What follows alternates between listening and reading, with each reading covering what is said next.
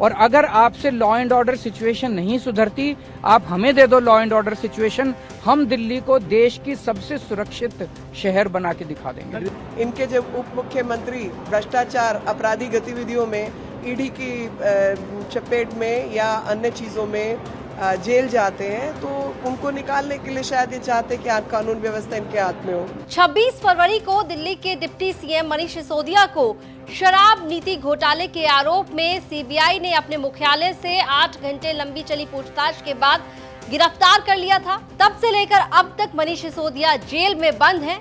इस मामले में ईडी ने भी मनीष सिसोदिया को अरेस्ट कर लिया और दोनों एजेंसीज लगातार मनीष सिसोदिया पर आरोप लगा रही हैं और जेल में बंद मनीष सिसोदिया को कोई जमानत नहीं मिल पा रही है। लेकिन मनीष सिसोदिया का जिक्र आज क्यों किया जा रहा है? दरअसल हुआ कुछ यूं है कि दिल्ली के मुख्यमंत्री अरविंद केजरीवाल लगातार केंद्र सरकार पर और दिल्ली के उपराज्यपाल पर दिल्ली की कानून व्यवस्था को लेकर सवाल खड़े कर रहे हैं और बार बार उनकी तरफ से ये कहा जा रहा है कि अगर आपसे दिल्ली की कानून व्यवस्था दुरुस्त नहीं होती है, अगर आप दिल्ली की कानून व्यवस्था को नहीं चला सकते, तो फिर आप दिल्ली पुलिस भी हमें दे दीजिए और हम दिल्ली को सुरक्षा के लिहाज से बेहतर बना के दिखाएंगे, दिल्ली को सेफ बनाकर दिखाएंगे। अब अरविंद केजरीवाल के इसी स्टेटमेंट पे आपको बता दें, केंद्रीय मंत्री मीनाक्षी लेखी का स्टेटमेंट सामने आया है। मीनाक्षी लेखी ने कहा कि दिल्ली में कानून व्यवस्था बेहतर है और जिस तरीके से अरविंद केजरीवाल दिल्ली पुलिस का कंट्रोल मांग रहे हैं, कहीं ऐसा तो नहीं कि जेल में बंद दिल्ली के पूर्व डिप्टी सीएम मनीष सिसोदिया को वो बाहर निकालना चाहते हैं। इतना ही नहीं, मीनाक्षी लेखी ने सीधा हमला बोलते हुए अरविंद केजरीवाल पर यह भी आरोप लगा दिया कि दिल्ली में जो दंगे हुए, उन दंगों में आम आदमी पार्टी से जुड़े नेता शामिल थे। तमाम आरोप लगाते हुए मीनाक्षी लेखी ने जो बात सबसे आखिर में कही वो ये थी कि क्या अरविंद केजरीवाल दिल्ली की लॉ एंड ऑर्डर को अपने कंट्रोल में इसलिए तो नहीं लेना चाहते हैं क्योंकि वो दिल्ली के जो पूर्व deputy CM Manish Sisodia jail में बंद है, उन्हें जेल से बाहर निकालना चाहते हैं। सुनिए मीनाक्षी लेखी का स्टेटमेंट। पहली बात तो ये है कि लॉ एंड ऑर्डर की स्थिति जो है बहुत अच्छी है। पंजाब में जहां इनकी सरकार है, देश में सबसे खराब लॉ एंड ऑर्डर वहां पर है, वहां की स्थिति ठीक कर लें। और 40 एमएलए जो हैं आम आदमी पार्टी के, उनके ऊपर केसेस बने हुए हैं, क्रिमिनल केसेस बने हुए हैं। और इनके कॉरपोरेटर दिल्ली राइट्स, दिल्ली दंगों के अंदर, चाहे वो अमानतुल्लाह खान हो, चाहे वो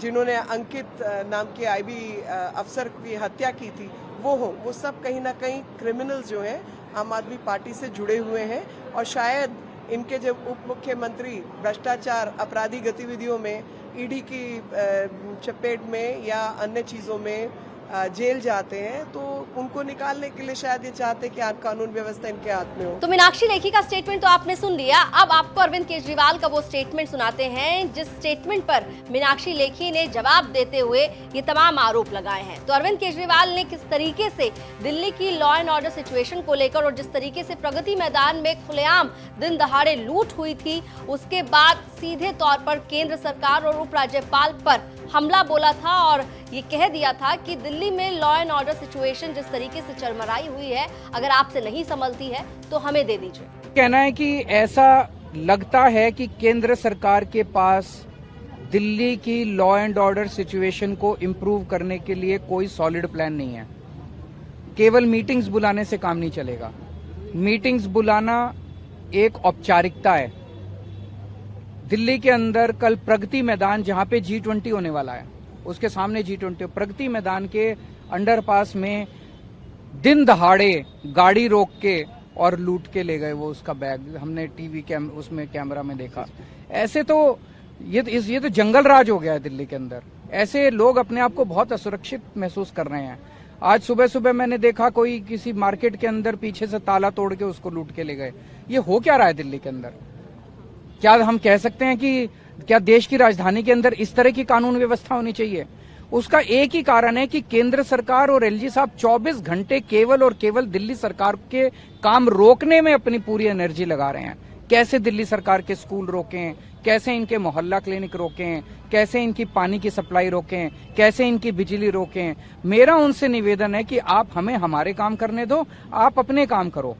और अगर आपसे लॉ एंड ऑर्डर सिचुएशन नहीं सुधरती, आप हमें दे दो लॉ एंड ऑर्डर सिचुएशन, हम दिल्ली को देश की सबसे सुरक्षित शहर बना के दिखा देंगे। दिल्ली की लॉ एंड ऑर्डर सिचुएशन को लेकर लगातार दिल्ली की केजरीवाल सरकार केंद्र और उपराज्यपाल पर सीधा हमला बोल रही है, लेकिन अब जिस तरीके से मीनाक्षी लेखी ने पलटवार किया है और ये आरोप लगाया है कि लॉ एंड ऑर्डर सिचुएशन का सिर्फ बहाना बनाया जा रहा है, जिस तरीके से अरविंद केजरीवाल कह रहे हैं कि उन्हें लॉ एंड ऑर्डर का कंट्रोल चाहिए, कहीं इसके पीछे मनीष सिसोदिया को जेल से बाहर निकालने की उनकी कोई प्लानिंग तो नहीं है। फिलहाल देखना होगा कि आम आदमी पार्टी की ओर से मीनाक्षी लेखी के स्टेटमेंट पर क्या जवाब दिया जाता है।